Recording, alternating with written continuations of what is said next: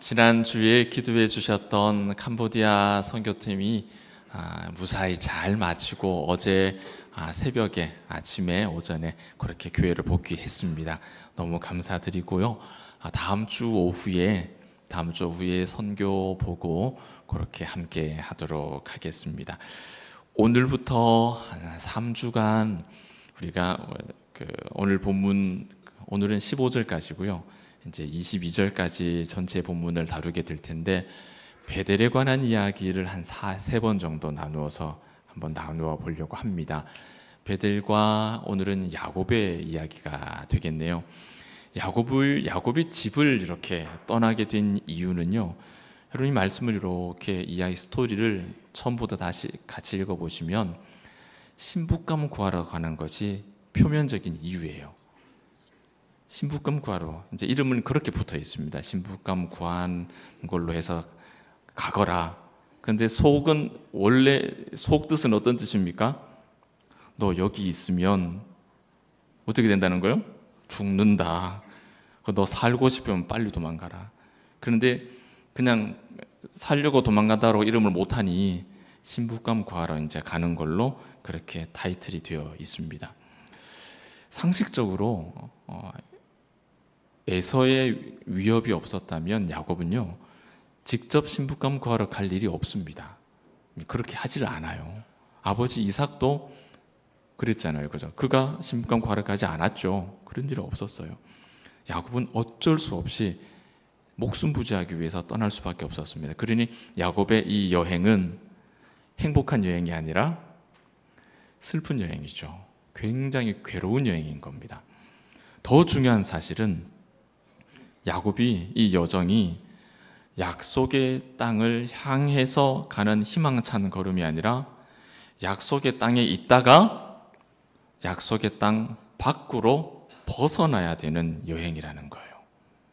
여러분 이게 얼마나, 우리는 알고 있잖아요. 하나님께서 주신 약속의 땅에서 머물러 산다는 게 얼마나 복된 것인지. 그런데 야곱은 거기서 지금 쫓겨나는 여행을 하는 거예요. 그러니 그 밤이 얼마나 불안하겠습니까? 얼마나 불안하겠어요? 야곱은 사연이 어찌됐든 형을 속이고 아버지를 속였든 어쨌든 간에 결과적으로 그 약속의 땅의 상속자가 누굽니까? 야곱입니까? 에서입니까? 여러분? 야곱이죠. 상속자예요. 그 땅을 상속받기로 확정된 자임에도 불구하고 그는 상속받아야 될 땅을 두고 도망가야 되는 거예요. 이것이 야곱의 여정입니다. 그 길로 20년 이상을 그 약속의 땅으로 돌아오지 못할 것을 야곱은 아마 상상하지 못했을 거예요. 오늘 본문 10절을 보면 야곱의 출발지와 목적지가 다 나옵니다.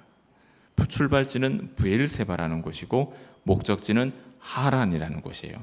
자, 여기가 어디냐면 지도를 한번 보여드릴게요. 이 지도는 이스라엘은 거의 정말 한 100분의 1밖에 안 나오고요. 고대 근동 전체를 다 해놓은 지도예요. 그러니 중간에 까만 선이 하나 보이죠? 줄이 하나 보이시죠? 저희가 여러분 보시기에 오른쪽 아래쪽에서 시작을 하는데 저기가 우르입니다. 우르. 아브라함이 이동했던 경로를 보여주는 길이거든요.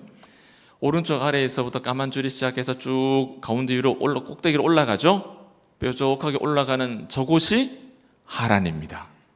저기가 하란이고요. 다시 왼쪽으로 아래로 고불고불 내려오죠. 내려오면 저기가 이스라엘을 지나서 그 제일 아래쪽에 거기가 브엘세바쯤 됩니다. 브엘세바. 조금 이스라엘만 확대해서 보여드릴게요. 자, 이런 그림이 됩니다.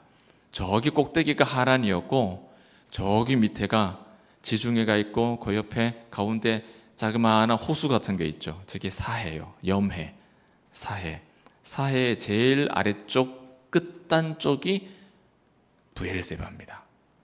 그러니까 여기 가나안 땅이고 하란은 가나안 땅이 아니죠. 가나안보다 몇 배나 더 올라가야 돼요. 굉장히 수천 킬로미터를 더 올라가야 되는 엄청난 거리예요. 자, 보세요. 수천 킬로가 아니죠. 이게 전체 가나안보다 더 확장된 그림이죠. 자, 보시면 브엘세바는 가나안의 굉장히 남쪽에 있고 하란은 가나안을 넘어서서 저기 하란이 터키입니다. 지금 우리 지도로 하면 터키쯤 됩니다. 훨씬 위에 있죠. 위에. 그래서 성경을 보면 다한에서 브엘세바까지 이런 표현이 있잖아요. 이 표현이 뭡니까? 이스라엘의 북쪽 끝에서 남쪽 끝 이렇게 표현하는데, 다한이 어디냐면은 다한은 얼마 안 올라가면 됩니다. 얼마 안 올라가면 바로 다한이고, 다한을 지나서 한참 올라가야 이제 하란이 나와요. 그만큼 위에요. 이 목적지가 하란, 북쪽 끝, 가나안 지역이 아니에요. 이 거리를 빨간 선을 한번 직선 거리를 쟀더니 한 800km 정도 나오거든요. 부산서 의주쯤 되겠죠. 800km 좀 나옵니다. 그 정도 나오는데 직선 거리입니다. 도로가 그렇게 나했을 리도 없고, 옛날에 가는 그 길이 얼마나 고불고불 그런 길이겠어요. 그러니 그 길을, 교통도 안 좋은 그 길을 야곱이 홀홀 단신 그 길을 혼자 가는 겁니다. 약속의 땅에서 이방 땅으로 가는 거예요. 아브라함은 어땠어요? 아까 처음 본 지도에서 이방 땅에서 약속의 땅으로 왔죠. 야곱은 할아버지가 왔던 그 길을 그대로 거슬러서 약속의 땅에서 이방으로 나가는 길을 지금 가고 있는 거예요. 그 자체가 환난이고 고난이고 슬픔이고 어려움이죠. 우리로 치면 우리가 믿음을 가지고 있는데, 믿음이 더 굳건해지는 길이 아니라 점점 멀어지는 길이에요. 점점 멀어지는 길을 가니 얼마나 어려운 길이겠습니까? 자, 11절을 보면 야곱이 브엘세바로부터 하란으로 가는 길에 어느 곳에 이릅니다. 거기가 뭐라고 표현되어 있습니까? 한 곳, 이렇게 표현되어 있죠. 성경을 보시면은 한 곳에 이르렀다. 자, 여기서 야곱이 하나님을 만나요. 꿈에서 사닥다리 사건이 여기서 나타나죠. 이곳의 이름이 뭔지를 모르지만 우리는 이미 성경을 알고 있기 때문에 이곳이 어딘지 다 압니다. 이곳의 이름이 뭡니까? 베델입니다. 베델, 베이트엘이라고 부르는 베델입니다. 여기가 베델이에요. 야곱이 아버지의 집이 있던 브엘세바에서 떠나서 하란을 향해서 가다가 어디에서 지금 멈춘 거예요? 베델에서 멈춘 거예요. 자, 여기까지가 오늘 본문에 있는 이제 여행의 일정이에요. 그런데 여러분, 야곱이 브엘세바에서 하란으로 가는 이 여정에는 우리가 잘 모르는, 놓치기 쉬운 굉장히 중요한 비밀 하나가 숨겨져 있어요. 그것은 바로 어느 길을 택해서 갔느냐, 이 문제입니다. 어느 길을 택해서 갔느냐. 굉장히 먼 길이잖아요. 그런데 분명히 아무리 옛날이라도 길은 있겠죠. 길은 있을 거란 말이에요. 대표적으로 이 당시에는요, 두 개의 길이 있었습니다. 직접 사람이 다니는 길은 두 개의 길이 있었어요. 보시면 저기 지중해 바닷길로 가는 연두색 해변길이 있고요, 해변도로가 있고, 시내 광야를 통과해서 저기 모압과 에돔을 통과해서 올라가는 요단강 오른쪽으로 올라가는 빨간색 왕의 대로라고 하는 길이 있어요. 이 두 갈래의 길이 대표적으로 북쪽으로 올라가는 공식적인 길입니다. 사람들이 제일 많이 다니고 안전하고 도둑 맞을 일이 별로 없는, 그나마 안전한 공식적인 길이에요. 그 외의 세 길은 이제 잘못하면 선한 사마리아인처럼 여리고로 갔다가 그렇게 일당하는 그런 길들인 거죠. 그런데 가운데에 족장 도로가 있죠. 족장의 길. 그 길은 사람이 직접 다니는 길이라기보다는 저기 위에서부터 아브라함이 내려와서 하나님 앞에 예배했던 쇠겜부터 해서 베들레헴 이렇게 연결되는 믿음의 길들이에요. 그 신앙의 길을 저렇게 상징적으로 표현해 놓은 것입니다. 자, 이것만 봐서는 잘 모르고요. 그 다음 사진 한번 보실까요? 이걸 그대로 눕혀놓은 사진인데요. 왼쪽에 바닷가가 있는 거기가 해변길입니다. 해변길은 여러분 지형이 잘 안 보이시겠지만 저기는 다 평지입니다. 평지. 조금 돌아가지만 길이 어때요? 편하죠. 편하고 안전합니다. 저기 오른쪽 끝에 있는 저기 요단강 오른편에 있는 저기 왕의 대로는 지대가 조금 높기는 하지만 고불고불은 아니에요. 저기도 사람들이 그래서 많이 다니는 길이에요. 괜찮은 길이에요. 그런데 가운데 조금 전에 말씀드린 믿음의 길, 신앙의 길이라고 하는 족장의 길이 있죠. 족장길. 그 족장길은 딱 보시면 산 꼭대기로 봉우리로 연결되어 있는 길입니다. 그래서 산악지대예요. 산을 넘어가야 돼요. 산 넘고 또 산 넘고 또 산 넘고 또 산 넘고 이렇게 가야 되는 제일 험악한 길이 바로 저 길입니다. 가운데 있는 족장의 길이에요. 그러면 야곱은 브엘세바에서 출발해서 저기 보이지도 않는 하란까지 가는 길을 어느 길을 택하는 게 제일 좋을까요? 어느 길을 택하는 게 제일 좋을까요? 무사히 가려면 해변길이죠. 해변길이 조금 도는 것 같아도 제일 빠르고 제일 편한 길입니다. 그래서 난 그래도 조금 더 가까운 길을 갈래. 그러면 브엘세바에서 이렇게 좀 예루살렘으로 산을 좀 타고 올라갔다가 거기서 요단강을 건너서 왕의 대로와 연결해서 올라가면 그나마 가까운 길이에요. 이게 상식적으로 가는 길입니다.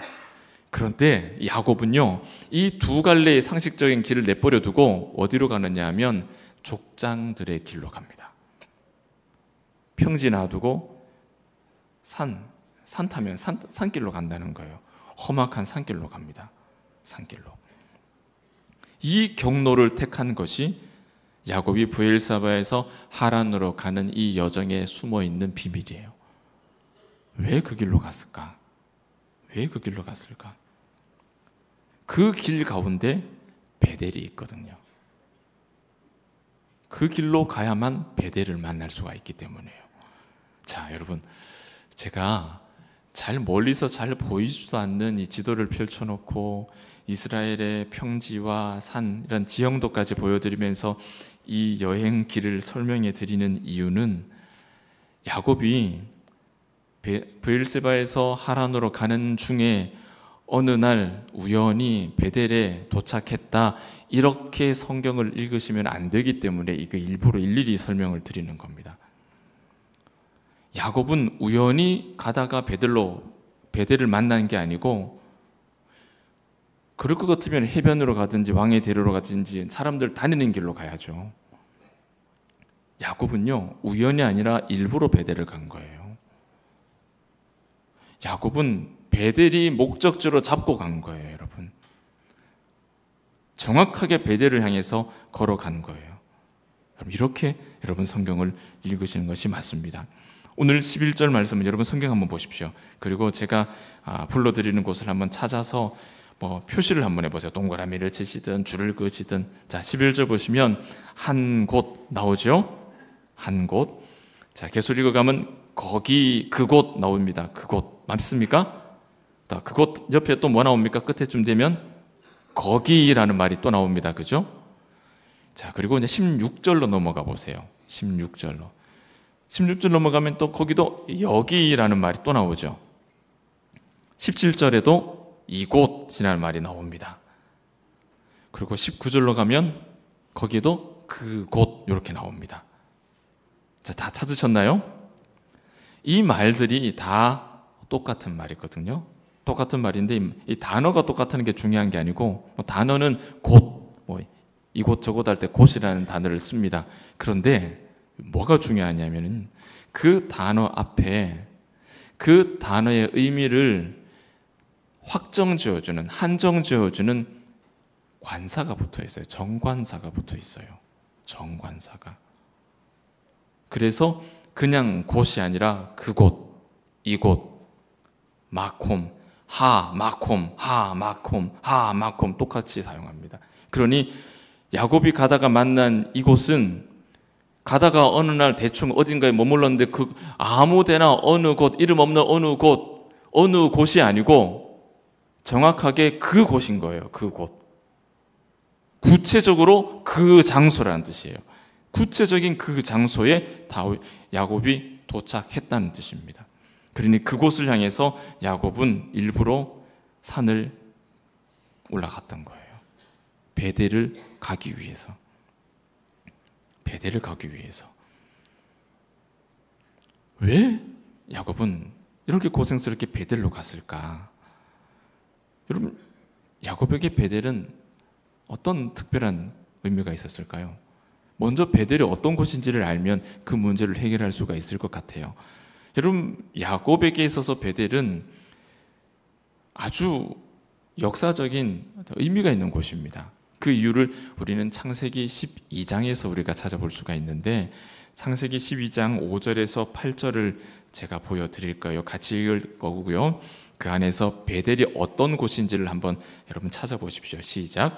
아브람이 그의 아내 사레와 조카 롯과 하란에서 모은 모든 소유와 얻은 사람들을 이끌고 가나안 땅으로 가려고 떠나서 마침내 가나안 땅에 들어갔더라.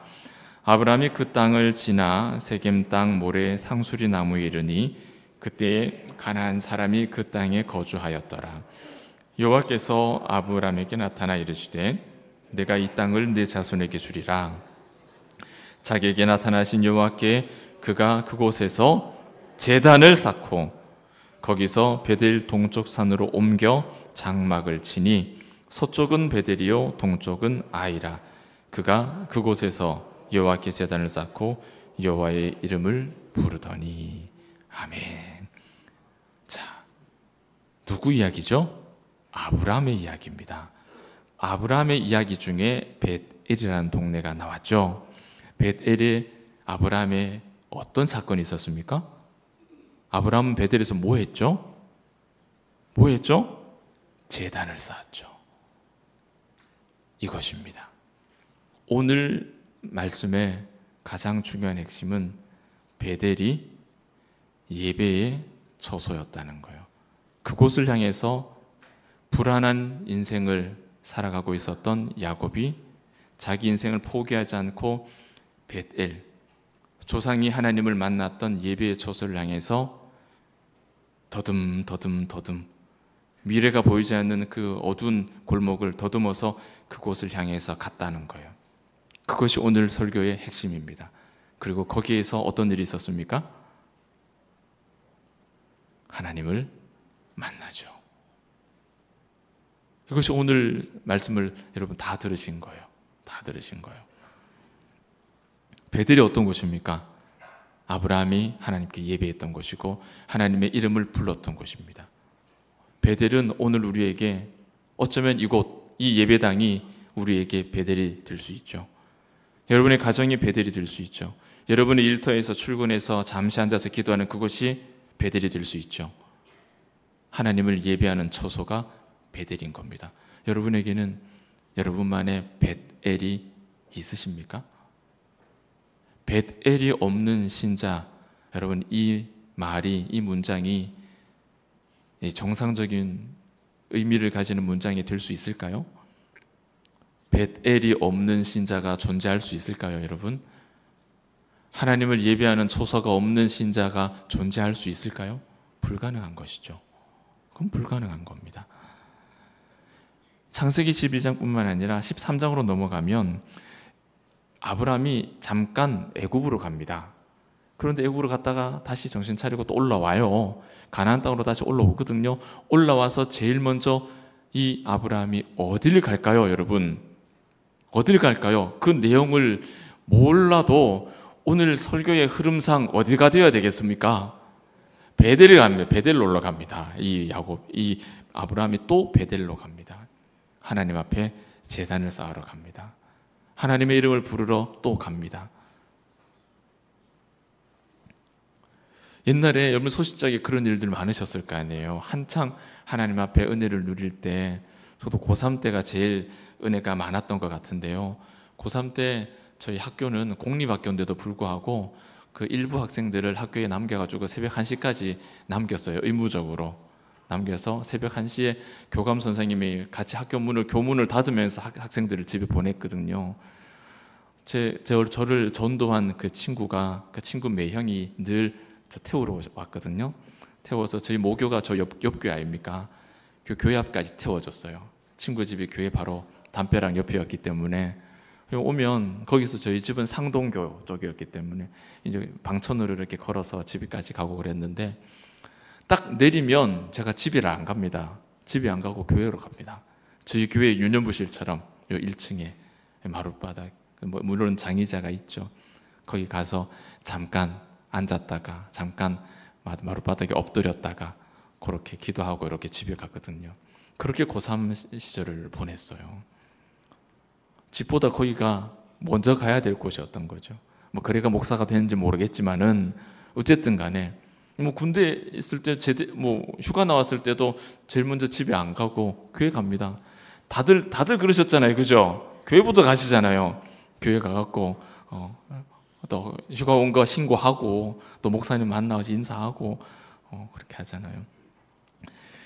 그게 큰 위로가 된 거죠. 그냥 마룻바닥에 한번 엎드려 있으면 그보다 시원한 데가 없고 그보다 더 위로가 되고 은혜가 되는 데가 없는 그런 야곱이 아마 어쩌면 그랬던 것 같아요. 아브라함이 그랬던 것 같아요. 13장 3절과 4절에 바로 똑같은 그곳이라는 말이 한글 성경에는 안 나오는데요. 이제 히브리 성경에는 똑같이 하마콤이라고 되어 있어요. 거기에 장막을 쳤다라는 말이 있고 또 14장에는 거기에서 제단을 쌓았다라는 말이 또 똑같이 나옵니다. 베델은 아브라함에게 하나님께 제단을 쌓아서 하나님의 이름을 부르고 그 이름을 찬송하고 하나님을 만나고 하나님과 소통하고 하나님께 은혜를 누렸던 곳이 바로 벳엘이었습니다. 오늘 본문에서 야곱이 돌을 베고 잤잖아요. 아마 베델이라 불리는 그곳, 아브라함이 단을 쌓았던 곳, 아브라함이 하나님 이름을 불렀던 곳, 우리 믿음의 조상 아브라함이 가나안에 들어와서도 하나님을 예배했던 곳, 그곳, 야곱은 그곳을 찾아간 겁니다. 그곳을 찾아간 거예요. 그냥 가다가 어디 주저앉았는데 그게 베델이 아니라 거길 찾아간 거예요. 왜 굳이 험한 길로 베델까지? 왜 그랬을까? 그 이유가 뭘까? 야곱의 인생이 너무 고단했기 때문이죠.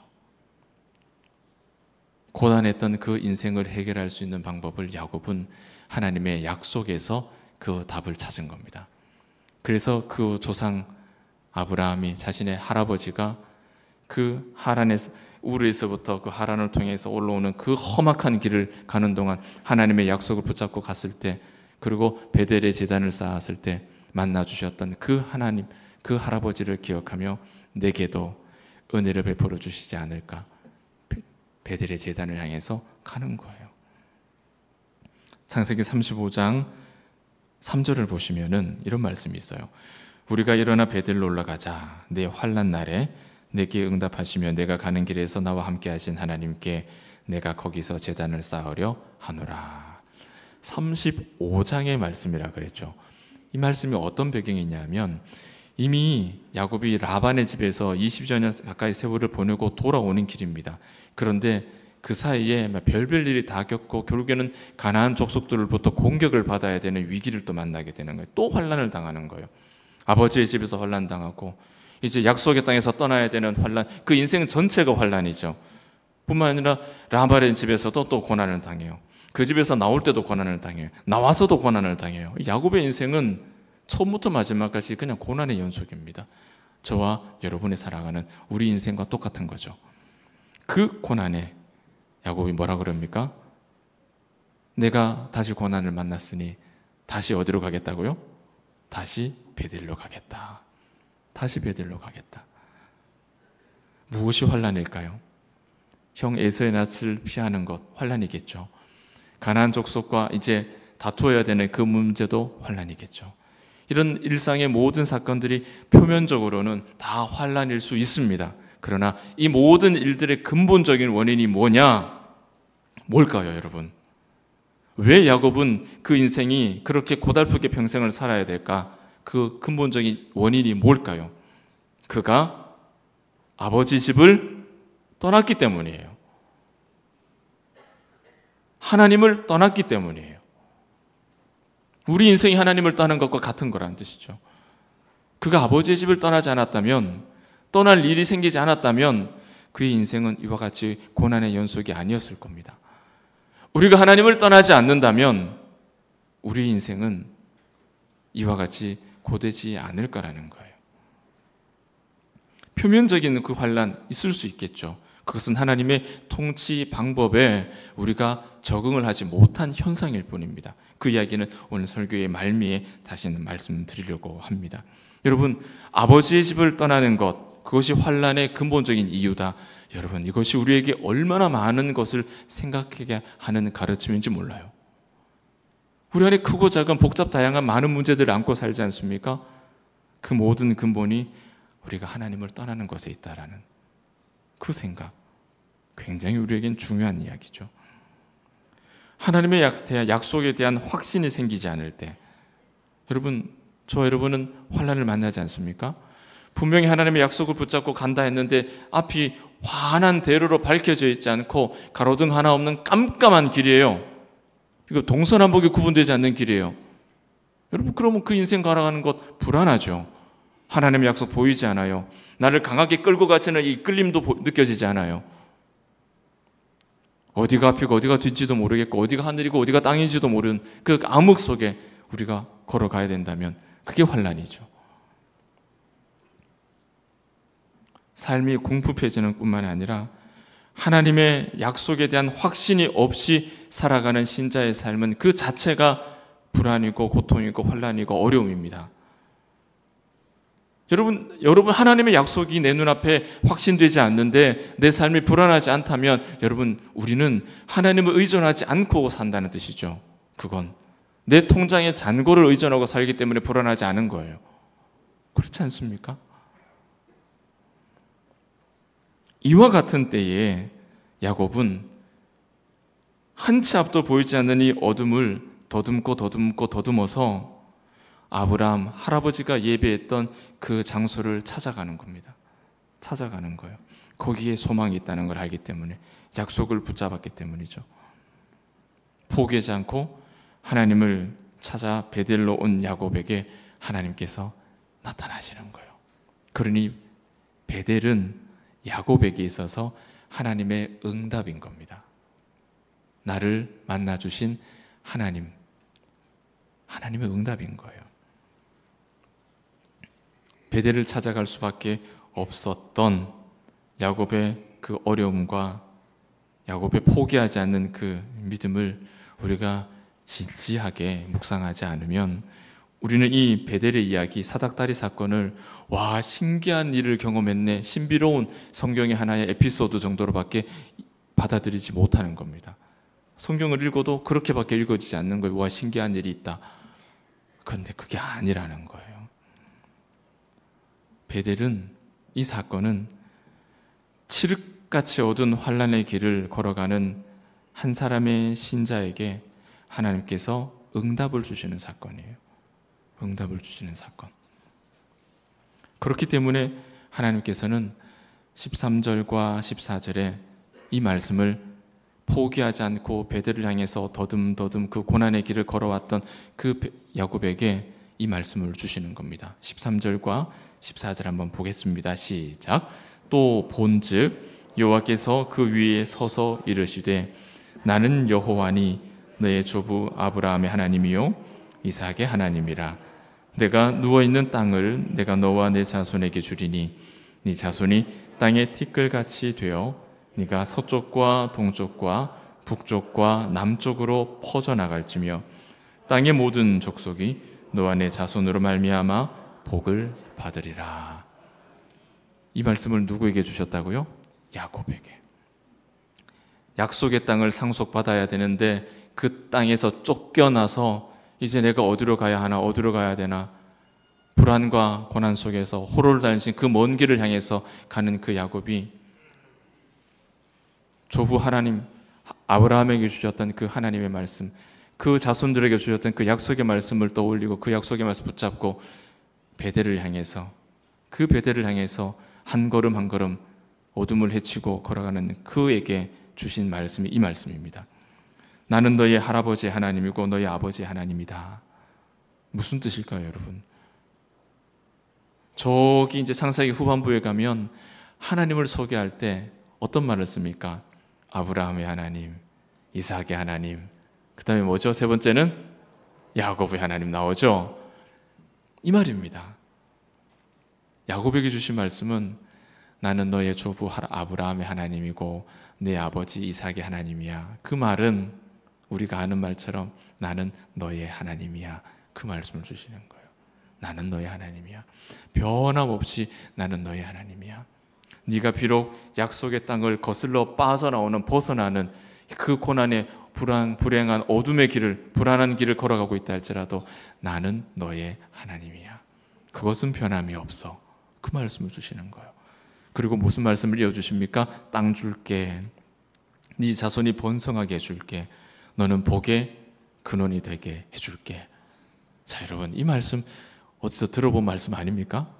누구에게 주신 말씀이죠? 아브라함에게, 할아버지에게 주신 그 말씀을 이 손자인 야곱에게 하나님께서 그대로 다시 주시는 겁니까? 뭡니까? 나는 너의 하나님임이 변함이 없다는 거예요. 네가 붙잡고 있는 그 약속이 틀리지 않았다. 그 약속이 반드시 너에게 이루어질 것이다. 주시는 확신의 말씀인 것입니다. 여러분, 이 확신을 가진 사람, 이 확신을 가진 사람에게 하나님께서 주시는 응답, 그 믿음 가지고 하나님 앞에 엎드려 무너진 제단의 돌을 끌어다가 그거 베고 잠들어 있는 이 야곱을 만나 주시며 하나님께서 주시는 말씀, 오늘 마지막 말씀이죠. 이 말씀 우리가 믿음으로 함께 고백하겠습니다. 15절입니다. 시작. 내가 너와 함께 있어 네가 어디로 가든지 너를 지키며 너를 이끌어 이 땅으로 돌아오게 할지라. 내가 네게 허락한 것을 다 이루기까지 너를 떠나지 아니하리라 하신지라. 아멘. 베델에서 만나주신 그 하나님의 말씀으로, 여러분, 베델은요 브엘세바에서 조금만 올라갑니다. 요만큼만 올라가면 돼요. 여기서부터 하란까지는 이제 천리길이에요. 이 베델에서 하나님의 이 약속 말씀하셨죠. 내가 너에게 허락한 모든 것을 이루기까지 내가 너를 떠나지 않을 것이고 내가 약속한 이 땅으로 너를 반드시 다시 오게 할 것이다. 이제 그 약속의 땅을 벗어나야 되는 야곱에게 하나님께서 내가 반드시 이 땅에 너를 다시 오게 할 것이다. 그 베델의 약속을 붙잡고 이제 야곱은 베델에서부터 하란까지 믿음으로 걸어가는 거죠. 브엘세바에서 베델까지 오는 걸음과는 전혀 다른 걸음을 걸어갈 수가 있는 겁니다. 하나님을 만난 이후에 그 믿음의 충만을 가지고 하란을 향해 나아갈 수가 있는 거죠. 그 여정이 고달픈 여정일 겁니다. 힘든 여정일 거예요. 그리고 라반의 집에서 20년 고되고 힘든 세월이었을 거예요. 그러나 인내하죠. 그 믿음의 이야기, 그 재미난 이야기를 우리 다 알고 있지 않습니까? 거기서 자손을 번성시키시는 하나님의 역사 알고 있지 않습니까?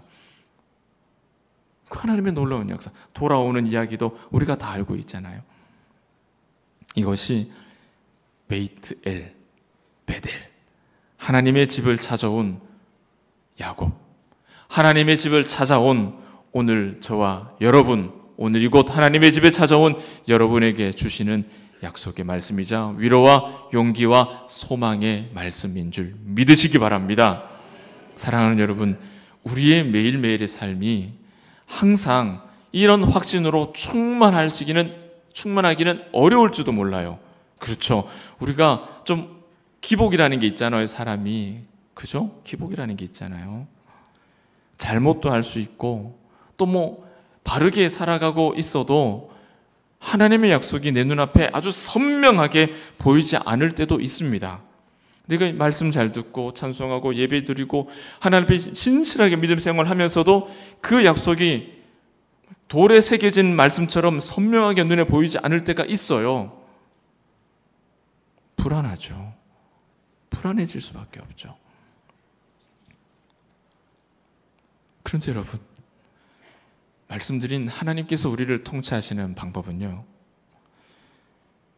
왕복 10차선 도로처럼 쭉 뻗은 고속도로를 시속 100km로 시원하게 달리듯이 그렇게 통치하시는 그런 날보다 안개가 자욱하게 껴있는 고불고불한 시골 논두렁길, 경운기 한 대 겨우 지나갈 만한 그런 길로 우리가 천천히 운전해야 되는 그런 방식으로 우리의 삶을 통치하시는 날들이 훨씬 더 많은 것 같습니다.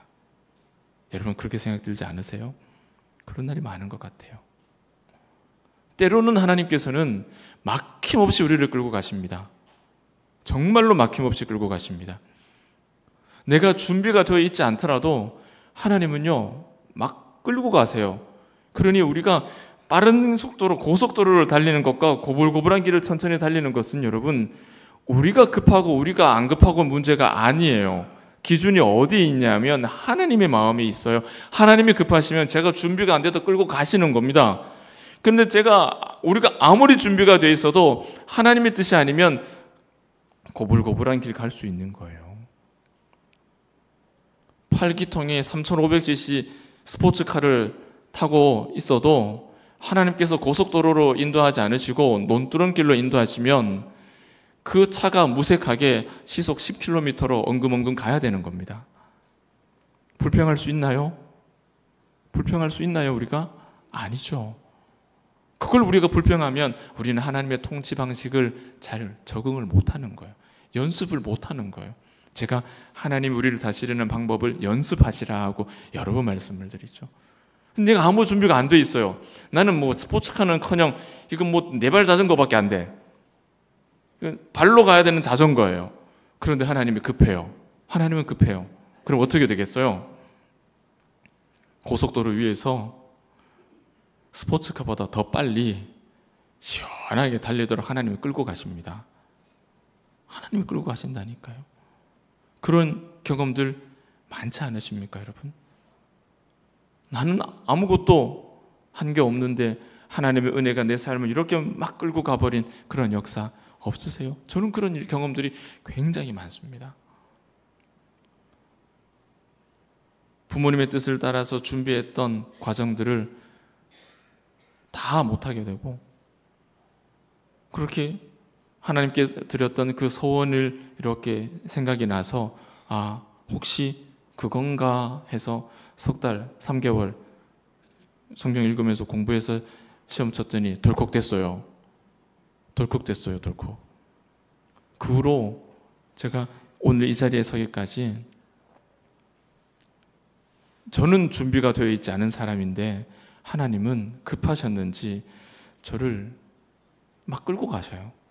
순풍에 돛단 듯이 뒤에서 바람으로 밀어주시는 것처럼 저는 준비가 안 되어 있는데 하나님은 모든 통과해야 될 시험을 1차에 다 통과시키시고 부목사 때도 그렇고 지금 봉독기에 와 있는 지금도 이력서를 2번 써본 적 없이 그냥 이력서 내면 그 길로 그냥 바로바로 되게 하시고 하나님은 저를 고속도로에 올리셨어요. 저는 4발 자전거밖에 안 되는데 하나님은 고속도로 위에서 저를 운행하시는 거예요. 여러분, 하나님이 일하시는 방법에 우리가 연습이 필요한 겁니다. 이런 연습이 안 돼 있으면 우리는 향방을 잃어버린 것처럼 오락가락하는 신자의 삶을 살게 되죠. 그러나 여러분, 그렇다 하더라도 여러분 고민하지 않으셔도 되겠습니다. 안심하셔도 되겠습니다. 불안해하지 않으셔도 되겠습니다. 왜냐? 우리의 속도는, 우리의 길은 내 기준이 아니라 누가 기준이라 그랬어요?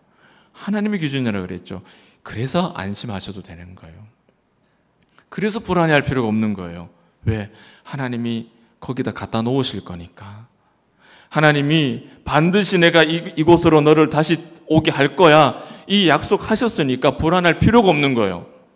염려할 필요가 없는 거예요. 그래서 예수 믿는 사람은 완전한 평강을 가지고 이 세상을 살 수가 있는 겁니다.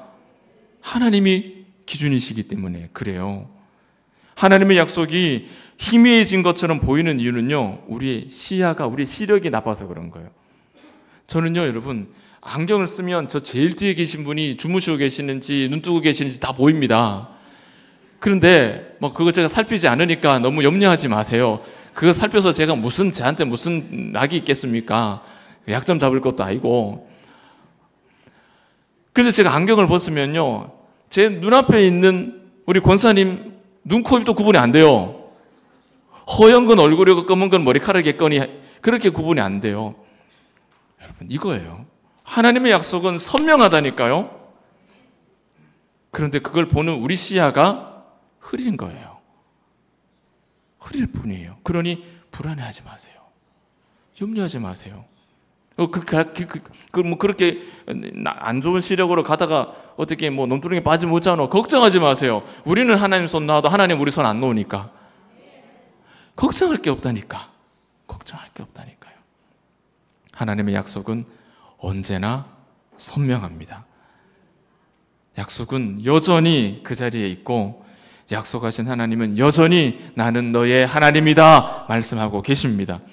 우리의 삶의 어려운 문제뿐만 아니라 내가 하나님의 약속 안에 제대로 서 있는지조차도 구분이 안 되는 불안한 그런 어둠 속에 있는 것 같을 때에도 여러분 염려하지 마세요. 안심하셔도 되겠습니다. 소망 놓치지 마세요.